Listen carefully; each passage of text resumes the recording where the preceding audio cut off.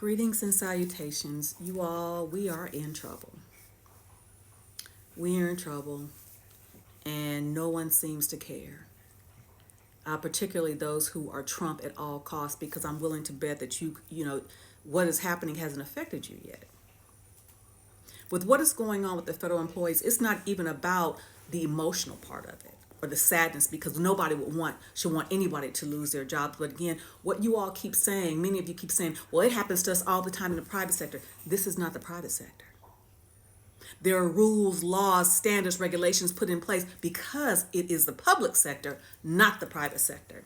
And the fact of the matter is, many of you are so dismissive because you don't understand how it works. You don't care how it works, and you probably don't care how it works because, see, either you haven't been in, or you couldn't cut the mustard to make it, to get in. That's what that is. So you like to everybody be damned. Everyday Americans, just like you.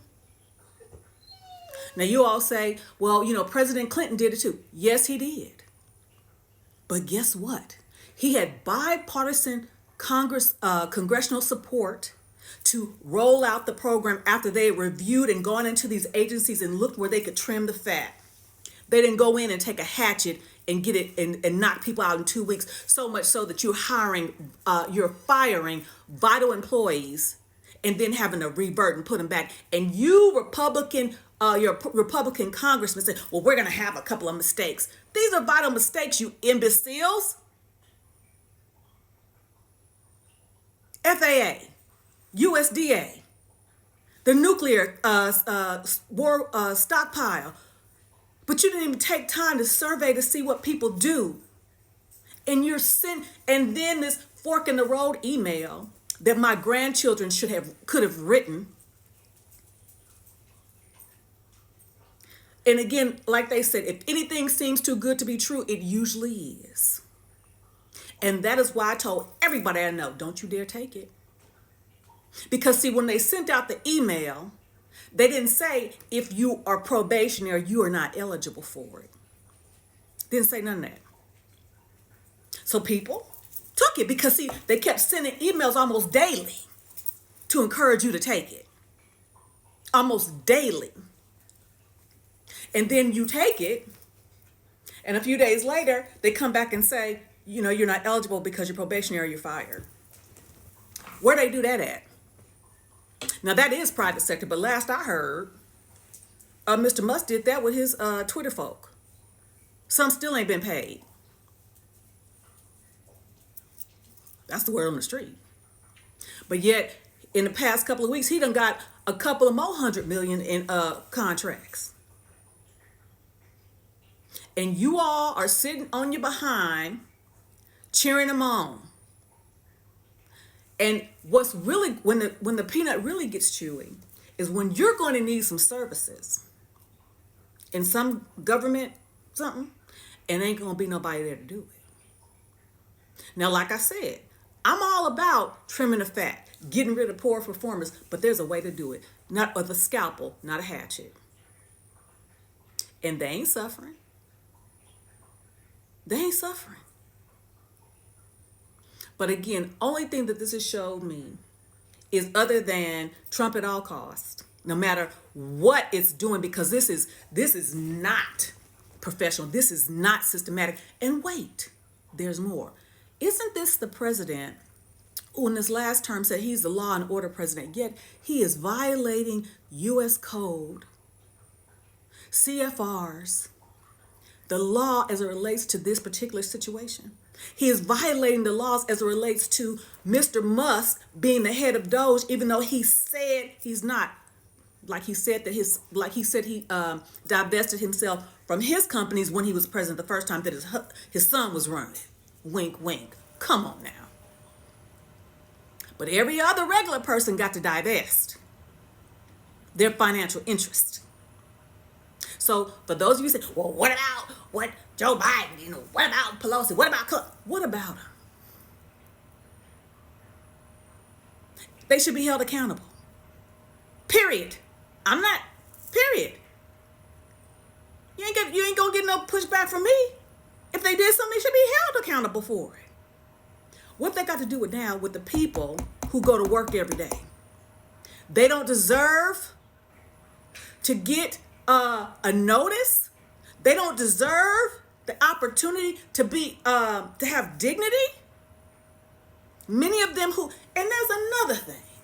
There was one lady who said her husband had been fired after 16 years of service because he went from one agency to another. Honey, I want you to check that out, because once you have satisfied your probationary period or your trial period, which is 2 years, no matter which agency you go to, that should be it. I know, because I worked for several different agencies and I did one probationary period. One. So, even if you get promoted to supervisor, there's a supervisory probationary period that if you don't cut the mustard, you get revert back to your position, but you don't get fired because of it. And even with probationary period, it states, in as much as the government can let you go, there usually has to be a reason. And from what I'm reading and the feedback I'm getting from people I know in the federal government, they're being told that their performance was not satisfactory, yet they had received a performance evaluation that showed the contrary. So that lets you know this is a hatchet job. And y'all so ignorant and got your nose so far up in the behinds of these folks, you don't see that they are taking us down a road that is we might not be able to recover from. And these Republican congressmen are just so afraid they won't say nothing, and they know that this is wrong. What kind of shit is that?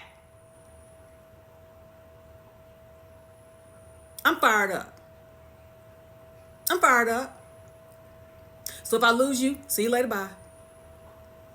Because like I said, right is right. And I don't care who it would be doing. This right here. Because again, you're talking about roughly 200,000 federal workers in 2 weeks. No notice, no nothing. A lot of times their supervisors didn't even know they were fired. Where they do that at? So much so that people working in HR can't even answer the questions when the people are calling in trying to find out, how can I get my my last pay? All these kinds of things. And y'all okay with that?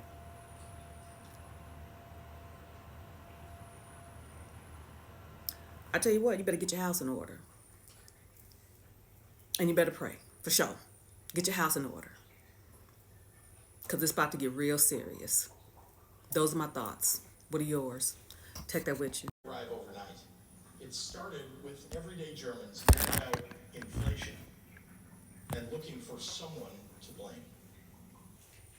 I'm watching with a foreboding dread what is happening in our country right now. After we've discriminated against, deported, or disparaged all the immigrants and the gay and lesbian and transgender people, the developmentally disabled, the women, and the minorities, once we've ostracized our neighbors and betrayed our friends, after that, when the problems we started with are still there staring us in the face, what comes next? All the atrocities of human history lurk in the answer to that question. And if we don't want to repeat history, then for God's sake, in this moment, we better be strong enough to learn from it. The Constitution of our state and of our country. We don't have kings in America, and I don't intend to bend the knee to one. The alarm too soon? Consider this. It took the Nazis 1 month, 3 weeks, 2 days, 8 hours, and 40 minutes to dismantle a constitutional republic. And all I'm saying is that when the 5-alarm fire starts to burn, every good person better be ready to man a post with a bucket of water if you want to stop it from raging out of control. Those Illinois Nazis did end up holding their march in 1978, just not in Skokie. After all the blowback from the case, they decided to march in Chicago instead. Only 20 of them showed up, but 2,000 people came to counter-protest. The Chicago Tribune reported that day that the rally sputtered to an unspectacular end after 10 minutes.